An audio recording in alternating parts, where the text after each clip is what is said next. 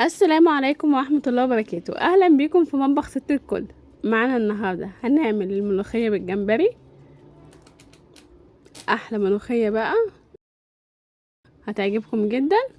وتعالوا نشوف هنعمل ايه. معانا هنا الجمبري بتاعنا متقشر طبعا، هنتبله بتتبيلة السمك بتاعتنا. انا كنت عملت معاكم تتبيلة في فيديو السمك.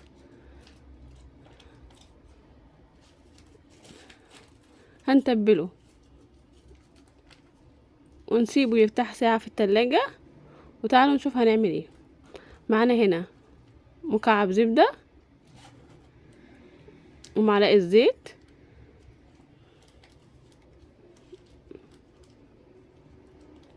يسخنوا معانا. هننزل بالجمبري بتاعنا، هنبدأ نشوح في الجمبري بتاعنا لمدة 5 دقايق. احنا عايزين الجمبري بتاعنا ياخد لون ويبقى خد جزء من تسويته. طبعا الريحة دلوقتي مش قادرة اقول لكم بقى.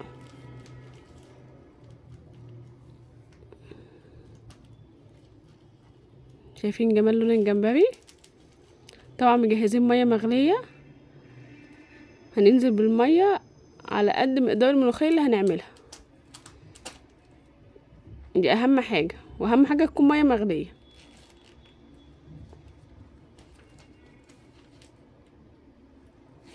معايا الملوخية بتاعتنا، دي ملوخية مفرزاها. معانا رشة كزبرة ورشة سكر. السكر بيعمل طعم حلو للملوخية. وهنسيب الملوخية بتاعتنا بقى تسيح، هنطفي النار وهنسيبها بقى تسيح براحتها. اهم حاجة نطفي النار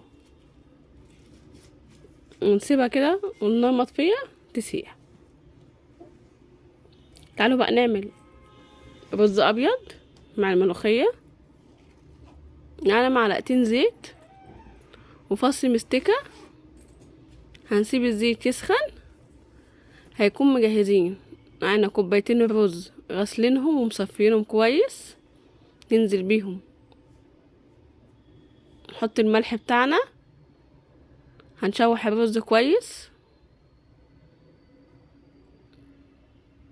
نبدأ نشوح في الرز كده دقيقتين 3. بعد كده ننزل بمقدار المية بتاعنا. مفيش اسهل من كده. الرز اللي بيتعمل مع الملوخية بالجمبري او مع السمك، الرز الابيض ما بحطلوش اي اضافات، هو كده سهل وبسيط خالص. الرز بتاعنا اتشرب المية وهدينا عليه النار، بعد كده استوى. شايفين لونه جميل ازاي؟ تعالوا بقى نعمل الملوخية بتاعتنا، نعمل لها الطشة. شايفين الملوخية بعد ما ساحت؟ انا ولا شغلت عليها النار ولا اي حاجة، هي ساحت مع نفسها. دلوقتي الملوخية هنسخنها كويس. الملوخية تسخن كويس، متغليش. هنسخنها كويس. وتعالوا نعمل الطشة بتاعتنا. معانا هنا معلقة سمنة كبيرة وفصين توم مفرومين، عليهم معلقة كزبرة كبيرة.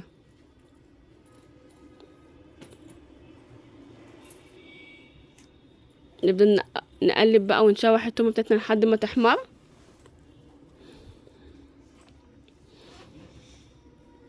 دي اهم معانا خطوة طبعا في الملوخية. كانت الطشة بتاعتي احمرت. شايفين بقى جمال المنظر وجمال الريحة؟ بجد الريحة تحفة.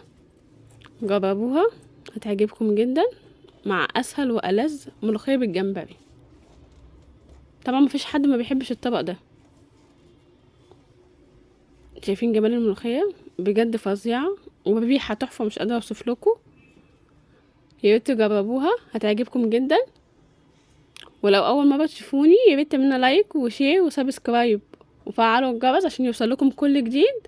واشوفكم في فيديو جديد ووصفه جديده من مطبخ ست الكل. والسلام عليكم ورحمه الله وبركاته.